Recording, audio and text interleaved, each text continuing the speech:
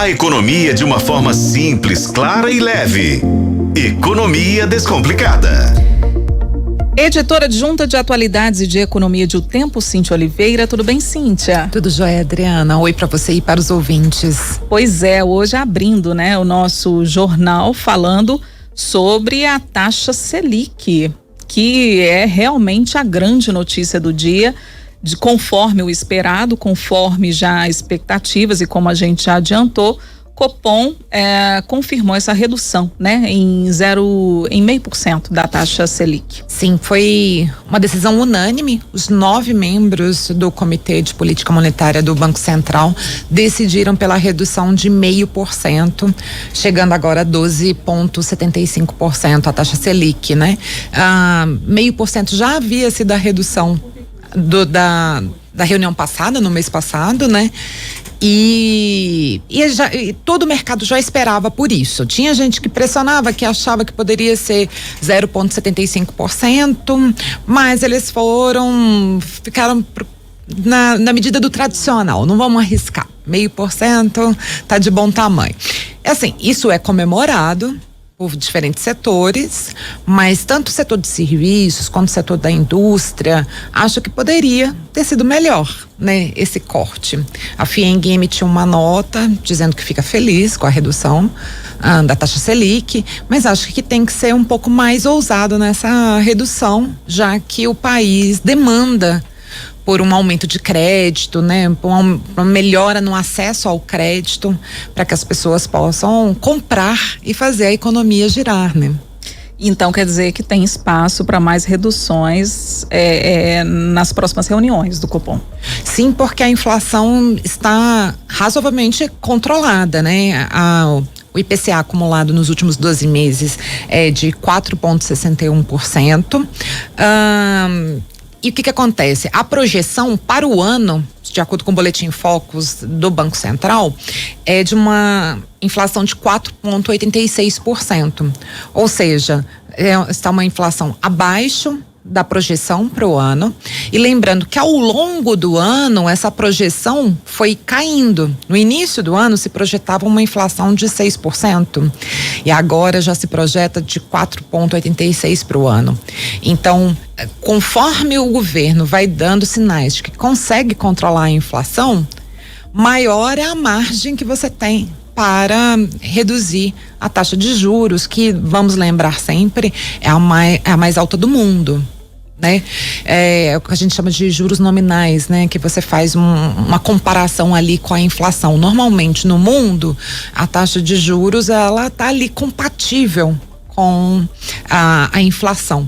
A nossa o percentual é bem maior do que o percentual da inflação, Quem está pegando a nossa discussão agora, a nossa coluna, e se pergunta nesse momento, para que eu vou me preocupar com taxa Selic? Eu nem sei o que é taxa Selic. Como que a gente pode explicar para o ouvinte? Vamos lembrar que a economia depende muito de acesso a crédito. Quando a gente fala acesso ao crédito, a gente não está falando só daquele empréstimo que você vai ali no banco pedir o empréstimo, Isso está ligado a financiamento de casa, financiamento de carro, está ligado ao uso do cartão de crédito, o uso do cheque especial, nas mais diferentes formas que se pode pensar em relação a crédito.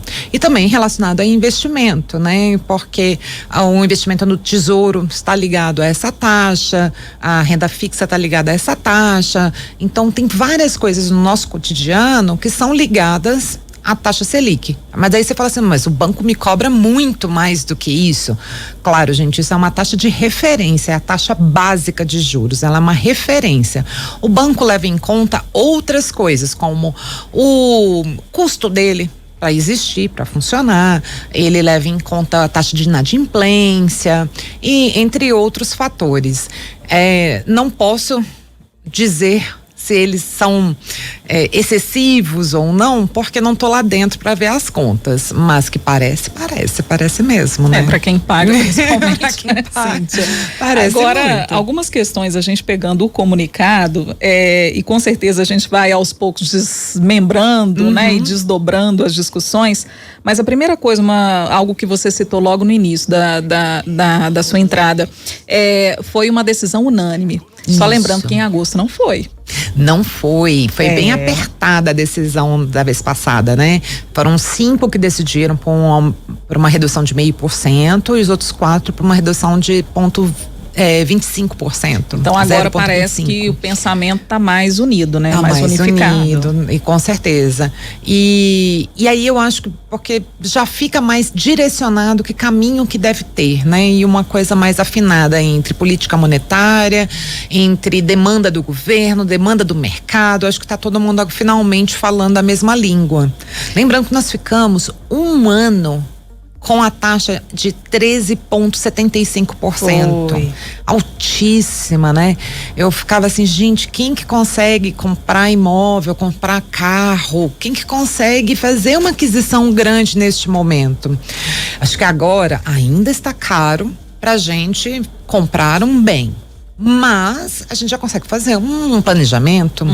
Né? Eu já consigo ter uma noção de que no ano que vem já pode ser que fique menor do que 10%. A gente consegue já ter uma noção, avaliar quais são as projeções do mercado e fazer um planejamento. Quem vai comprar aí um imóvel, tá ali com aquele dinheirinho do fundo de garantia guardado, só pensando assim, nossa, tô só esperando a taxa baixar. A pessoa já consegue fazer um planejamento, né? E um outro ponto também é o recado, né, ao governo sobre a meta fiscal, né? Então, um ponto do comunicado que chama atenção é exatamente isso. Olha, a gente está baixando 0,5%, mas contando que a meta fiscal ou o teto fiscal vá ser cumprido. Lembrando Se isso não acontecer, né, aí o cenário pode mudar. Claro, lembrando que a meta da inflação é de 3,25%, mas há um percentual de 1,5 ponto de tolerância. E a nossa inflação está dentro dessa margem de tolerância.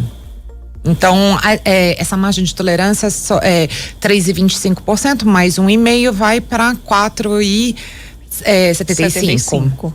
E como a taxa está em 4,61%, está abaixo de 4,75%, está dentro da margem do esperado.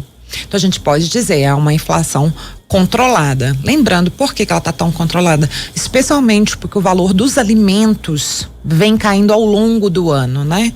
Isso, como alimentos é o ponto que mais pesa no nosso bolso, alimentos e energia, como combustíveis e energia elétrica, são os pontos que mais pesam no bolso e acabam pesando também na hora de você calcular a inflação.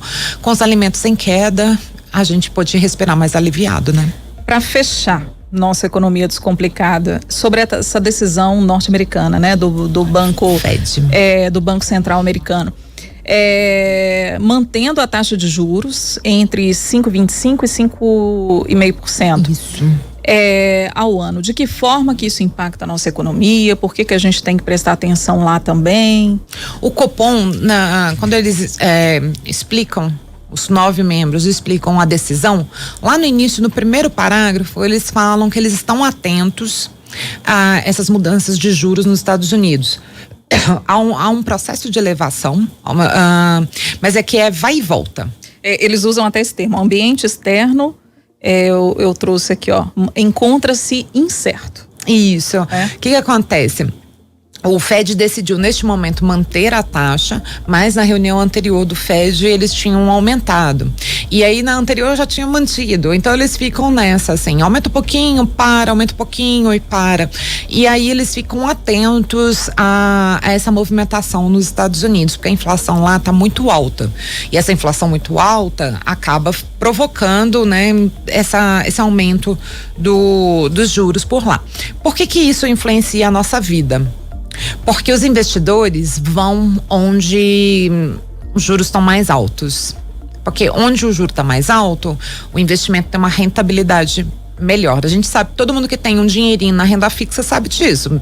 Os juros altos são bons para quem tem aplicação na renda fixa, né? Isso vale para o mundo inteiro. Então, aquela pessoa que fica o tempo todo mudando de lugar, mudando o seu investimento, ela fica atenta a isso. Então, nos Estados Unidos, você está parecendo mais vantajoso, ela pega e deixa lá. Então, o mundo inteiro fica de olho nas taxas de juros. E o Banco Central brasileiro, o Copom, faz questão de deixar claro que eles estão atentos à prática de juros dos outros países. Mas eu acho que neste momento a decisão do Fed não interferiu tanto. O que a gente tem que olhar mesmo é para um cenário interno, que é um cenário que demanda melhor um aquecimento, né? Para a gente reaquecer a nossa indústria. A gente vê, por exemplo, pelos carros. No momento que abaixou um pouquinho o preço dos carros, muita gente correu para comprar, né? Isso. Então é isso, as pessoas estão esperando valores mais acessíveis para poder fazer a compra, e esse valor está ligado a um crédito mais barato, né? Registrando participação do Alex aqui de Contagem. Boa noite, equipe. Boa noite, Adriana. Boa noite, Cíntia. Selic alta é contraproducente. Quem tem capital não investe em negócios menos rentáveis do que o Tesouro Direto. Quem precisa de crédito paga caro. E o cidadão comum perde emprego, perde em consumo. Alex arrasou. A gente já ouviu muito de empresário falando que está preferindo deixar o dinheiro no banco do que aumentar a produção, do que contratar mais pessoas, do que investir na própria empresa, porque o dinheiro parado não tem risco. Mas investir o dinheiro na própria empresa sempre gera um risco, né?